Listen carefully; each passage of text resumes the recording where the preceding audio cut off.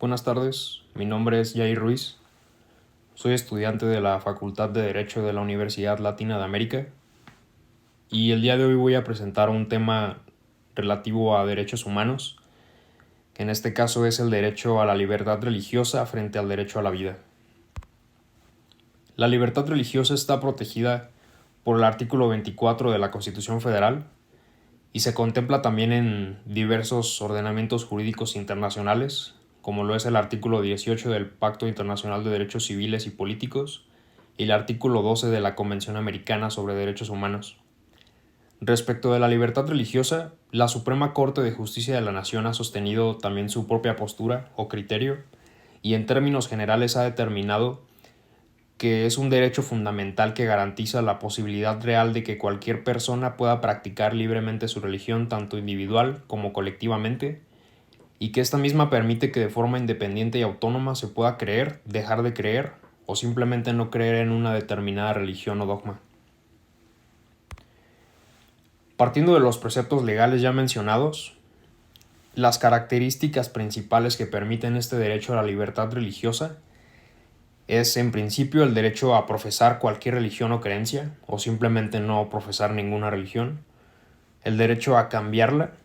el derecho a manifestarla tanto en público como en privado, el derecho a fundar y mantener asociaciones religiosas y por último,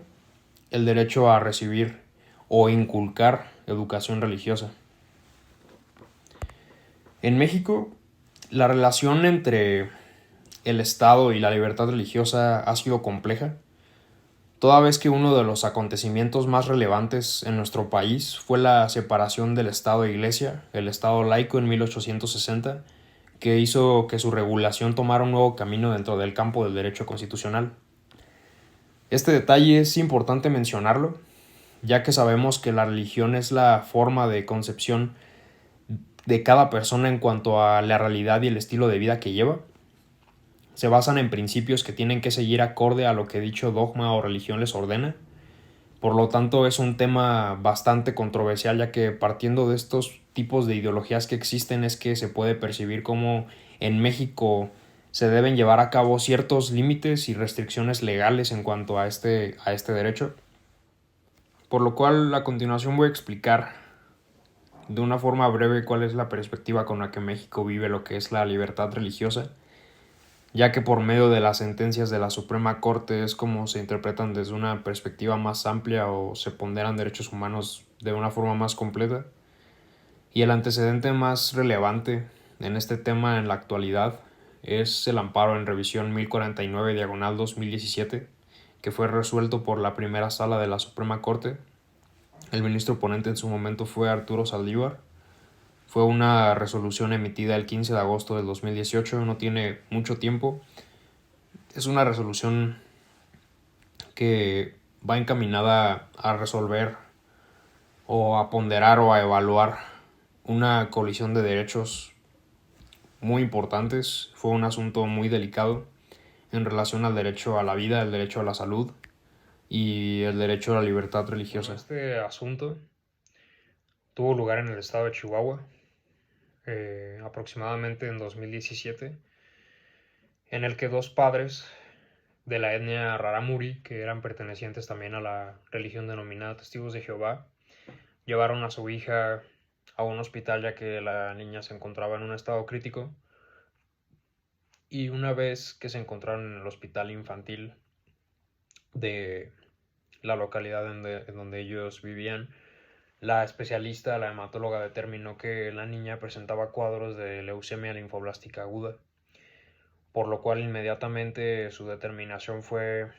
realizar transfusiones sanguíneas, argumentando que este era el tratamiento idóneo para salvaguardar la salud y no solo la salud, la vida de la niña, porque se encontraba en un estado muy grave. A lo que los padres se rehusaron a tomar esta decisión porque, como algunas personas saben, eh, las personas que pertenecen a esta religión no permiten las transfusiones de sangre, ya que ellos consideran que la sangre es sagrada, que la sangre solo puede ser otorgada por Dios, que un cuerpo no puede ser modificado y atienden a principios que son pues establecidos por este dogma de una forma muy estricta, a lo que los padres no accedieron de ninguna forma a este tratamiento, por lo que la trabajadora social de la clínica del hospital infantil se vio obligada a llamar a las autoridades correspondientes, en este caso la Subprocuraduría de Protección a Menores, eh, por lo que arribaron a la clínica y de una forma unilateral decidieron que iban a tomar tutela en cuanto a las decisiones médicas, únicamente en cuanto a las decisiones médicas de la niña para poder salvaguardar su estado de salud. Por lo cual los padres de la niña, inconformes con esta determinación, con esta decisión por parte de las autoridades, promovieron un juicio de amparo indirecto, argumentando que habían transgredido de forma significativa su derecho de autonomía familiar, su derecho de vida familiar privada, su derecho de libertad religiosa, su derecho de simplemente tomar decisiones sobre su propia hija. Por lo cual el juez de distrito, en primera instancia, concedió el amparo y la protección de la justicia federal, argumentando que, pues efectivamente, la subprocuraduría había actuado de una forma unilateral,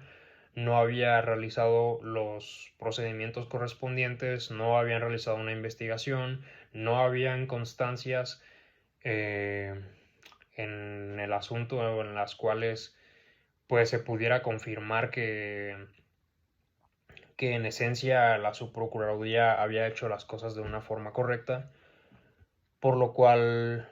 pues como ya mencioné, se concedió el amparo, pero para efectos de que únicamente se podía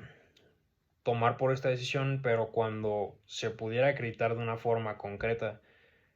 que estos otros tratamientos propuestos por los padres no estaban funcionando de la misma forma efectiva que el tratamiento idóneo que eran las transfusiones de sangre, no funcionaron de la misma forma, entonces ahí sí iba a tener facultad la autoridad para poder intervenir en cuanto a las decisiones médicas de la niña. A lo que,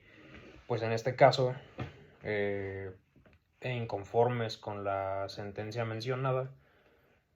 se interpusieron 3 recursos de revisión, uno por parte de la madre, uno por parte de la clínica que estaba encargada de salvaguardar la salud de la niña y otro a cargo de